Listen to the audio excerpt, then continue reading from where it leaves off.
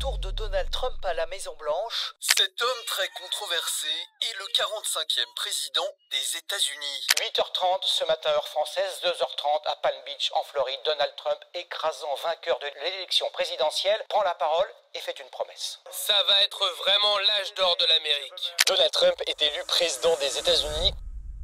Comme vous le savez, Donald Trump a gagné l'élection présidentielle américaine. Mais il y a une chose qui a beaucoup fait parler pendant cette élection, c'est Elon Musk qui est devenu, durant la campagne de Donald Trump, le plus gros donateur individuel de l'histoire, avec plus de 100 millions de dollars de dons pour cette campagne. Et les deux hommes ont rendu ça officiel. Le job d'Elon Musk ne s'arrête pas maintenant à l'aide pour Donald Trump dans sa campagne électorale, mais va également devenir un membre important du gouvernement Trump, où il sera à la tête du DOGE, le département de l'efficacité gouvernementale. Of Elon Musk, I will create a government efficiency commission tasked with conducting a complete financial and performance audit of the entire federal government and making recommendations for drastic reforms. And Elon, because he's not very busy, has agreed to head that task force. Le but de ce gouvernement est très clair, il est de réduire les coûts, d'augmenter la productivité des États-Unis afin de réduire le déficit américain, voire même de repasser dans une balance positive avant la fin du mandat de Trump. À l'heure actuelle, Elon Musk estime pouvoir réduire de 2000 milliards les dépenses du gouvernement, ce qui représente à peu près un tiers du budget américain. Basically, we're on a path to bankruptcy.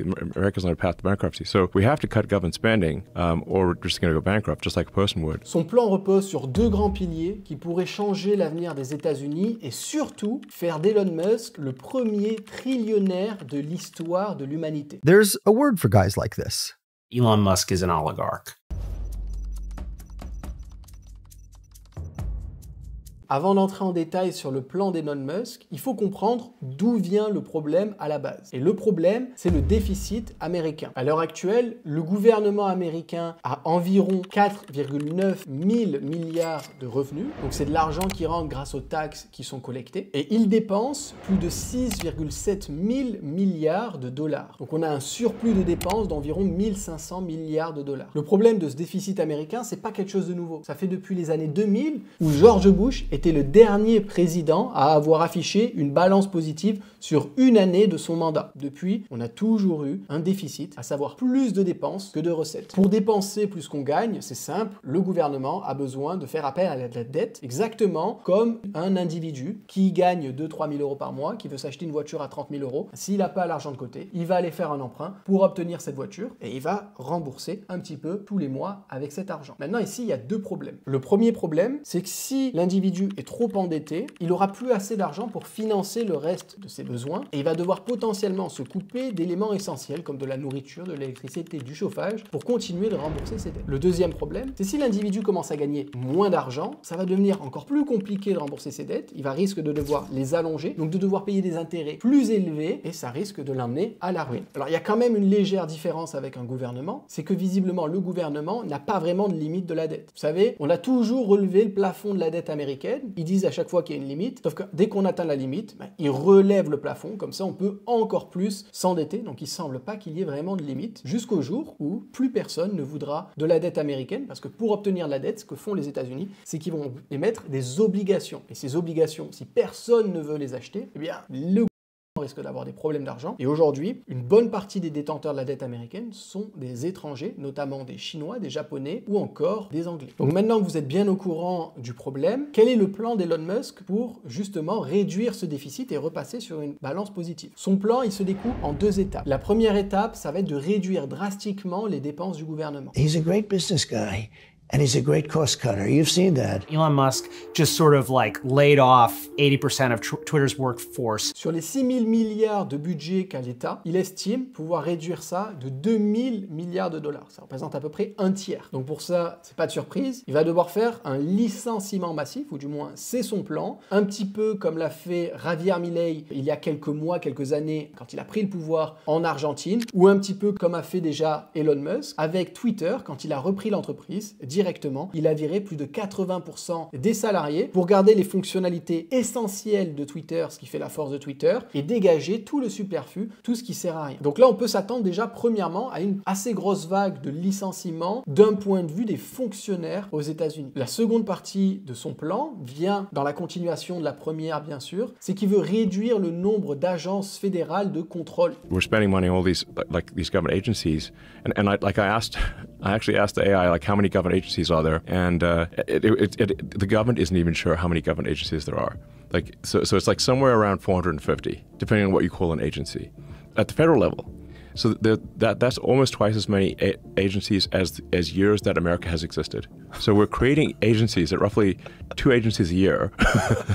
Wow. Yes, this is crazy. So we've got this vast, suffocating federal bureaucracy that just gets bigger every year. And eventually you get to the point where everything is illegal. You can't get anything done. En règle générale, le but d'une agence fédérale, c'est de venir faire de la régulation. C'est toute la bureaucratie qu'il y a derrière chaque innovation, chaque dépôt de brevet, etc. Alors pour faire simple, le but de ces agences, c'est de faire en sorte que la population est en sécurité, que les entreprises ne fassent pas n'importe quoi quand elles vont faire de l'innovation, et que quand le produit arrive dans les mains du client, eh bien ce soit un produit qui soit safe et qui ne mette pas la vie du client en danger. Il y a plein d'autres utilités, mais disons que celle-là, c'est la plus connue. Mais la finalité, c'est que le produit pour le client soit le mieux possible et qui satisfasse le plus le client. Donc le but d'Elon Musk ici, ça va être de réduire le nombre de ces agences parce qu'il estime qu'il y en a trop et de déréguler tout un tas de secteurs, tout un tas d'entreprises en réduisant la bureaucratie. Alors selon ses estimations, il estime qu'il y a à peu près 450 agences fédérales de contrôle et il estime que c'est beaucoup trop et qu'il y en a beaucoup trop qui continuent de s'ouvrir. Pour Elon, ça représente clairement un frein à l'innovation parce qu'il y a beaucoup trop de choses à faire avant de pouvoir lancer quelque chose. On va prendre un exemple. Imaginez un ring, ok, et avec un combat de boxe. Vous avez 2 boxeurs et vous avez l'arbitre. En règle générale, cet arbitre va assurer la sécurité des combattants, s'assurer également qu'il n'y ait pas de coups bas, que les règles soient bien respectées. On a également les juges autour qui, s'il n'y a pas de chaos, décident qui est le vainqueur du combat. A priori, ce système fonctionne assez bien. Il y a des erreurs de temps en temps. Globalement, ça fonctionne assez bien. Maintenant, imaginez qu'à la place d'avoir un arbitre, vous avez 100 arbitres dans le ring pour assurer la sécurité des combattants, pour assurer que les règles soient respectées. Vous vous rendez très vite compte que c'est assez ridicule parce que le ring est beaucoup trop petit. Les combattants vont pas vraiment pouvoir se taper dessus parce qu'ils n'auront pas de quoi se déplacer, pas de quoi bouger correctement et plus personne ne voudra regarder la boxe. Alors oui, d'un côté,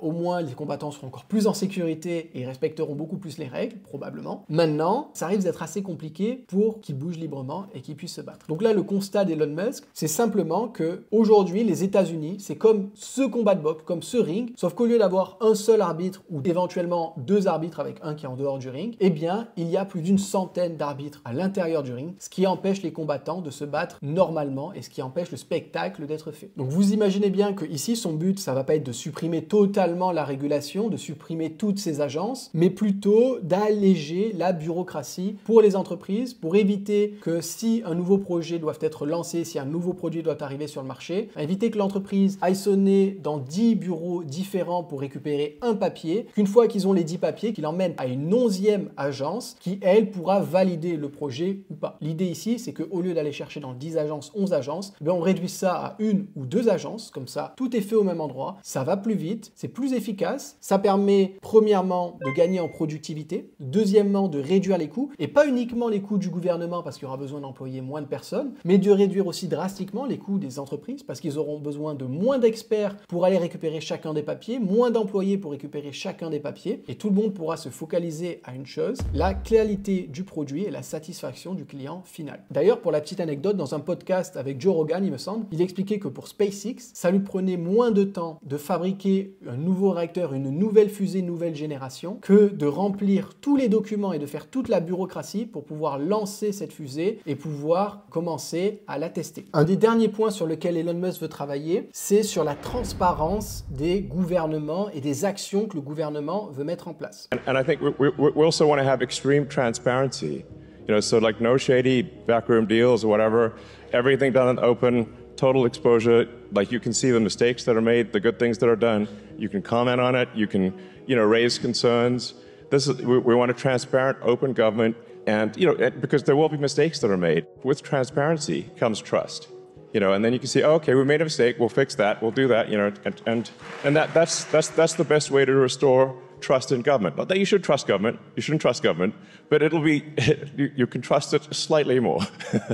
Si vous ne le savez pas déjà, mais Elon Musk est un très grand fervent de ce qu'on appelle l'open source. Donc l'idée ici, avec le gouvernement, c'est qu'il voudrait pouvoir partager de façon transparente tout ce qui est fait et que les gens puissent commenter, les gens puissent interagir, lui proposer des solutions, dire ce qu'ils n'aiment pas, ce qu'ils aiment, et grâce à ça, pouvoir à chaque fois améliorer les process grâce aux feedbacks qui seront prononcés. Il est clairement transparent avec ça, il estime qu'il va y avoir beaucoup d'erreurs, que c'est un chantier assez énorme, donc forcément il y aura des erreurs qui sont faites, donc il ne faut pas que les gens s'attendent à ce que tout soit rose dès le début, qu'il y aura des erreurs qui sont faites, mais que l'idée c'est que grâce à ces erreurs, on ait un feedback, qu'on améliore et qu'ensuite on arrive à les corriger pour que à la fin, la population soit plus contente, plus en sécurité, plus satisfaite et que tout avance mieux pour le pays. Alors sur le papier, tous ces plans semblent beaux, semblent louables, mais dans la réalité, ça peut se transformer en un désastre absolu et énorme à long terme. Voici pourquoi. Musk wants the federal government to mostly get out of his way. Tesla is a electric car company, and it very much would like the federal government to approve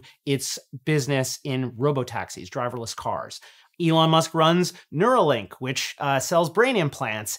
Elon Musk would very much like the federal government to legalize that. And you can kind of go on and on. Aujourd'hui, Elon Musk est à la tête d'un empire d'innovation qui est assez énorme. On a Tesla, SpaceX, Twitter X, Neuralink. On a également des IA qu'il est en train de développer. Donc on peut clairement se dire que là, on est en train d'entrer dans un énorme conflit d'intérêts autour d'Elon Musk et avec son poste dans le gouvernement. Par exemple, le principal client de SpaceX, c'est le gouvernement américain. Ce qui fait que si Elon Musk est dans le gouvernement, probablement que ça facilitera l'accès à certains contrats et donc ça mettra la concurrence plus en danger. Idem pour Tesla. Tesla veut lancer des robotaxis. Les robotaxis ont besoin d'être approuvés dans les différents États, dans les différentes villes. En étant au gouvernement, il peut faciliter ça et rendre la chose plus difficile pour les entreprises concurrentes. Ou encore pour Neuralink, qui doit se faire implanter dans les cerveaux. La raison pour laquelle c'est pas encore dans les cerveaux de tout le monde, c'est qu'il y a des régulations à passer, des contrôles de sécurité. Donc si les contrôles de sécurité sont allégés, ce sera peut-être beaucoup plus rapide pour lui et beaucoup plus simple pour lui de démocratiser ça et de permettre un accès au grand public pour cette technologie. Donc la question à se demander ici, c'est pas est-ce que les intentions d'Elon Musk sont bonnes ou mauvaises? La question à se demander, c'est est-ce que c'est juste que Elon Musk puisse faire les deux choses en même temps? Est-ce que ça ne ferait pas de la concurrence déloyale? Est-ce que ça ne ferait pas un problème pour les autres entreprises qui sont dans les mêmes secteurs que lui? Le deuxième point concerne les agences de sécurité, les agences de contrôle. S'il y a moins de contrôle sur certains produits, potentiellement que la sécurité du client final risque de baisser. Je pense par exemple aux voitures. S'il y a moins de contrôle sur est-ce que les voitures vont être résistantes en cas de crash, est-ce que tout va bien fonctionner,